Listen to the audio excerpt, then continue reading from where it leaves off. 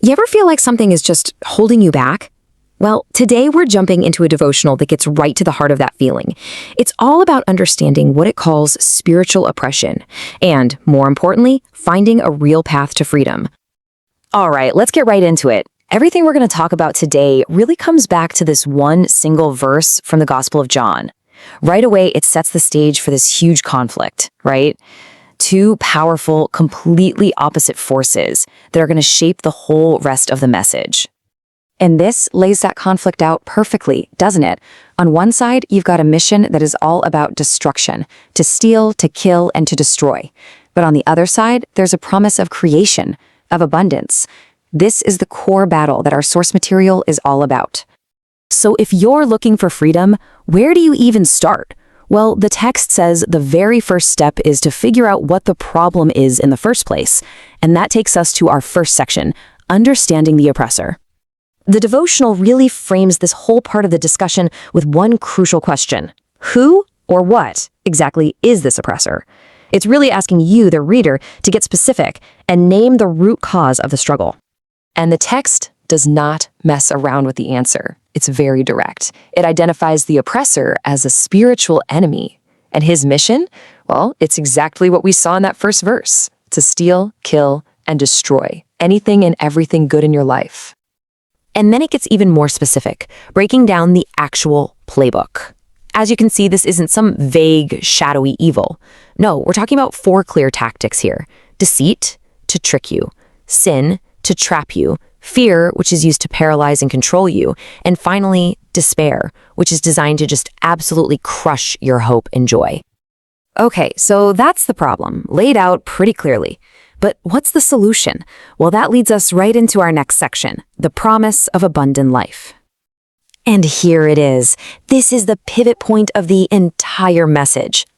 The source gives a clear and powerful solution to this whole conflict, saying that Jesus came for the specific purpose of breaking these chains of oppression. So, what does this abundant life actually look like? What's really fascinating here is that the text defines it as more than just, well, existing. It's a life of victory. It's about being totally free from those very tactics of sin and fear that we were just talking about. But hey, this isn't just a bunch of ideas or theology, right? The devotional is all about moving from just understanding these things to actually putting them into practice. So this is your call to action. And it's laid out in a really simple 3-step path. Step 1 is to identify where in your own life you feel oppressed. Step 2, pray for deliverance. And then step 3, you have to actively claim that abundant life that's being offered. Okay, but what if you're looking for something deeper, a really fundamental shift? Well, for that, the source provides a guided prayer for what it calls starting a new life. Let's just walk through it together. The prayer kicks off with 2 things that happen on the inside. You can see them here. First, you acknowledge you're a sinner. And second, you believe that Jesus died for those sins and came back from the dead.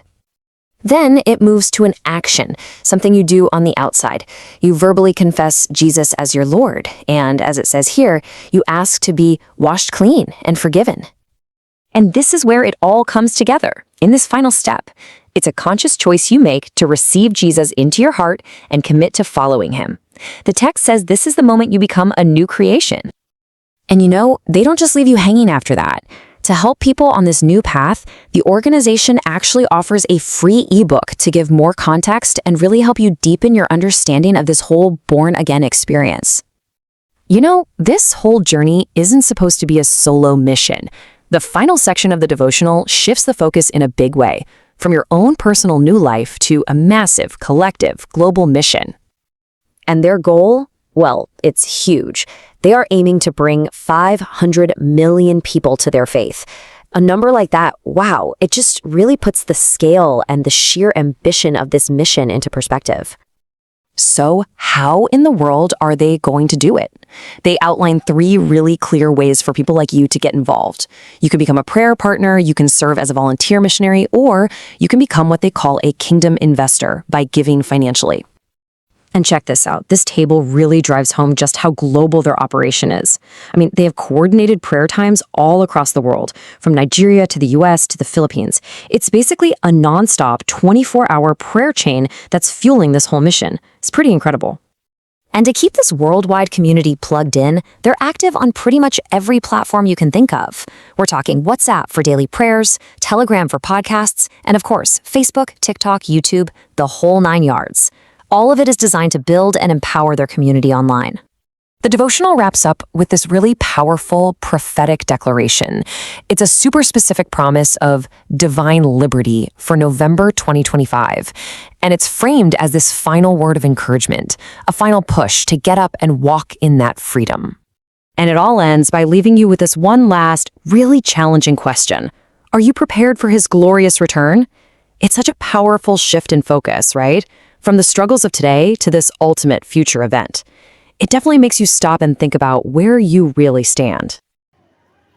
Good day, beloved. Thank you for watching.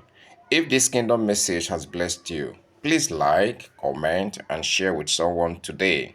Stay connected with God's servant David Felix Nwefulu by subscribing for more daily kingdom inspirations and turn on your notification button so you do not miss a word that strengthens your faith.